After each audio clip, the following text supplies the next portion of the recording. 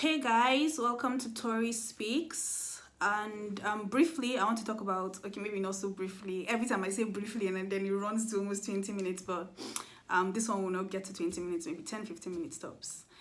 It's something I've spoken about before, but in a very brief video. I think it was for TikTok, so it was just 1 minute, so I didn't post it on my YouTube channel. I remember posting it on Twitter, and people were like, oh, where's the rest of the video? And I'm like, oh, that's just it, because it was just like a very short sort of awareness thingy. But then, I realized that it's a topic that is not something you can just brush over. It's not something that you can just talk about in 1 minute, and it's not something you can talk about just once. So I've decided, I'm going to be talking about it over and over again in different aspects of it, because it's very broad. It's not like just it's very broad. So it's basically about mental health. And if you check my Instagram, you see a short video of it. If you check my Twitter page, you see a short video of it. If you check my TikTok, you see it, because I am very particular about mental health. Probably because I can relate.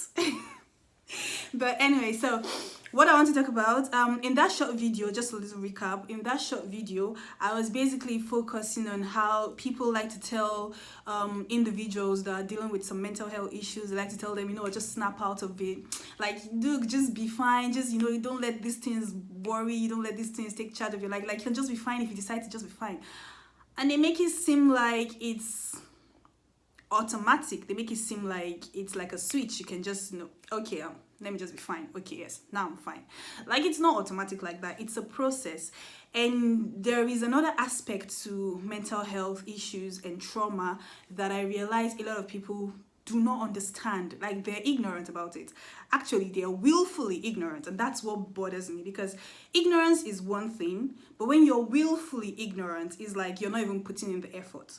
Because mental health issues, trauma, post-traumatic stress disorder, and all of these things, these are informations that you can get at the tip of your finger if you put in just a little work. Go on YouTube, go on Google, it's out there. So I feel like this is willful ignorance on the part of people who do not understand these things, and because of their lack of understanding, they tend to be insensitive, and they tend to worsen the state of mind of those who are going through certain issues. So I've realized that we need to put it in their faces, like, here, just listen and learn.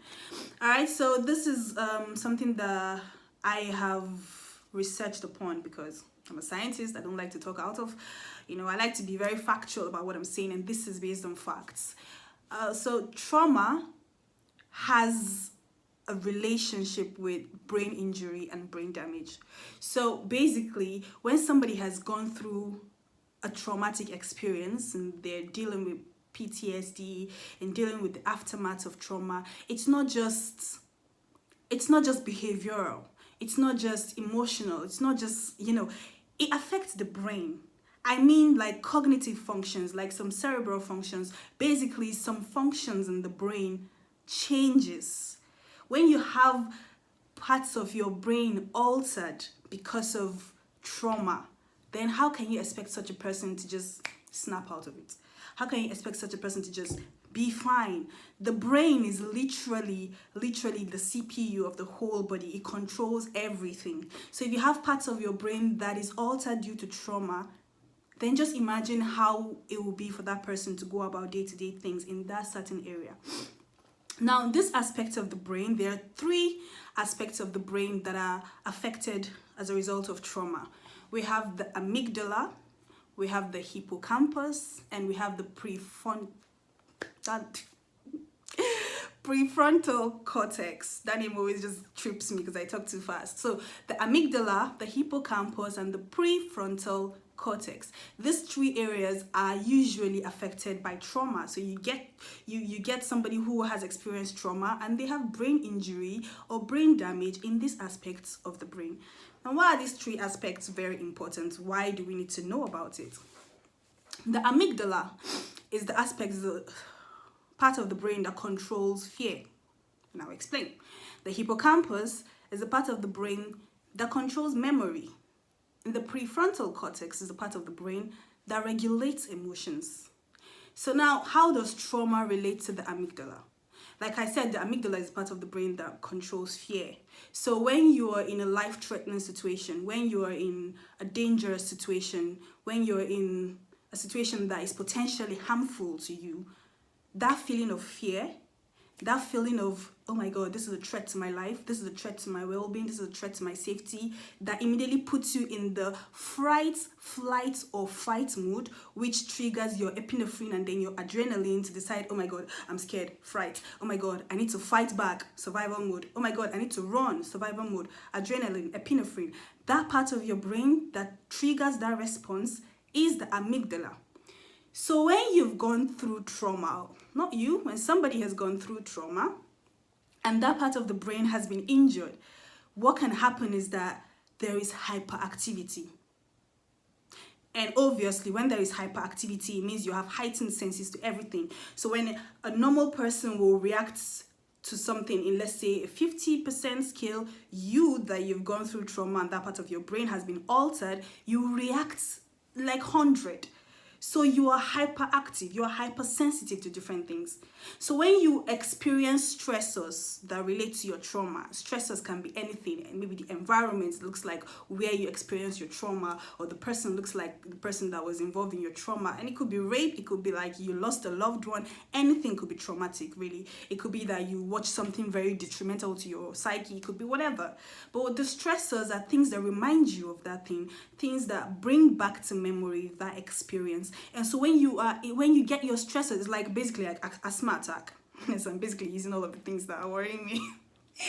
It's like asthma attack, you're predisposed to asthmatic attacks when you're exposed to your allergens. Let's say wind, let's say dust, let's say cold, let's say smoke. Those are your allergens. So that's the same way the stressors work. When you're exposed to your stressors, or when you come in contact with your stressors, like the environment, like the person, like the name, it could be anything that triggers you and it takes you back to that moment of your trauma. That's a stressor.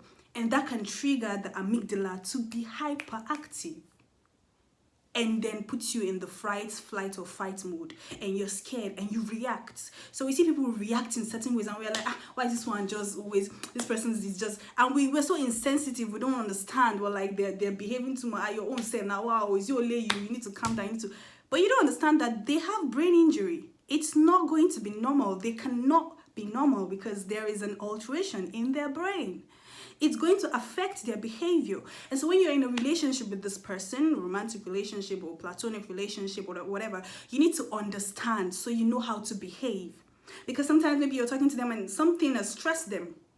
They've been exposed to their stressors and they react in certain ways and you're like, you need to understand so you can be empathetic. That's the importance of it, because how you then react to their reaction can worsen their states. That's why it's crucial for you to understand. If you're insensitive, if you say the wrong thing, if you act the wrong way, you worsen their mental state and you worsen their mental health. So that's the relationship between trauma and amygdala. Now, the relationship between trauma and the hippocampus, like I said, the hippocampus is where your memories are stored. So basically, if you've gone through trauma and that part of your brain is injured, you might begin to, your past experiences and your present experiences, your past memories and your present memories begin to converge, because the hippocampus helps you separate what has happened in the past, what is happening in the present. You can recall a memory and you can differentiate it from present reality. But some people who have gone through this trauma and that part of their brain is then altered, when they're going through some things, they cannot differentiate that, okay, this is happening right now. It's not what has happened to me before. So let me give you an example. Let's say somebody was raped like some years ago, right? Years ago. And they're now in, not even a relationship. Let's say they were just a friend or somebody they're not so used to. Maybe they're getting to know the person and the person hugs them in a way that triggers their stressor, that reminds them of something related to that trauma. Now, this person is not trying to abuse them. This person is not trying to, be whatever, an innocent hug or innocent touch or something like that. And it's a stressor that reminds them about, and because their hippocampus has been injured, they're hyperactive, they're hypersensitive. The memories converge. They simply are taken back to the moment of their trauma. And that present situation begins to look like the moment of their trauma. And they react. And you see an overreaction. This person will freak out on you. This person will panic on you. And they have panic attacks. And you'll be like, oh, this person is crazy. Oh my God, she's crazy. She's wild. You don't understand the backstory. You don't understand that this is the brain. It's not intentional. The brain literally is something that controls your every behavior. Like I'm talking right now is a part of my brain that is letting me talk. It's letting you understand what I'm saying. It's the brain. This person has gone through trauma. This part of the brain is injured. They're going to react this way. You are the one who needs to understand so you know how to navigate. Because the way you navigate determines how their mental health is going to be. Either you destabilize their mental health or you stabilize their mental health. So it's crucial. Now the third one, the relationship between trauma and the prefrontal cortex. The prefrontal cortex, I think, is even one of the most important in all of these three that I've discussed, because the amygdala regulates fear, the hippocampus stores memory, but the prefrontal cortex regulates your emotions. So basically, it regulates everything. It's like everything you're feeling, the prefrontal cortex rationalizes it. So let's say your amygdala triggers you to be very frightful about a certain situation. It is your prefrontal cortex that will now try to rationalize it and be like, calm down, sis, nothing is actually happening, you're not about to die. It's actually not a threat, it's just a stressor. It's reminding you of something that once scared you, but it is not harmful. Chill, relax. And that is what rationalizes that reaction from your amygdala and helps you relax, helps you then chill, helps you then be normal. So this is for normal people who don't have brain injury in that region. When something, sometimes you just hear a sound and you jerk, and your heartbeat speeds up. It is your prefrontal cortex that tells you, oh no, it's just a car sound, relax, it's no bomb, calm down. That's your prefrontal cortex. Now what happens if that part of your brain is injured?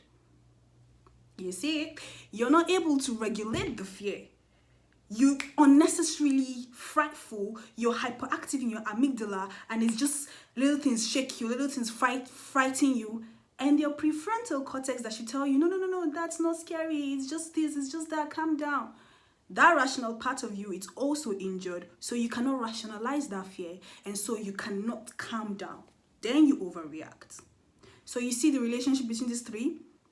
That is why people who are dealing with post-traumatic stress, and this can go from weeks after the trauma to years after the trauma, and sometimes a lifetime. You need to understand that sometimes a lifetime. So when you're dealing with somebody that has experienced some trauma, childhood trauma, rape, a loss of a loved one, whatever abuse, violence of any kind, whatever the trauma is, it is not for you to determine what is traumatic enough for a person. What traumatizes a person is an individual experience.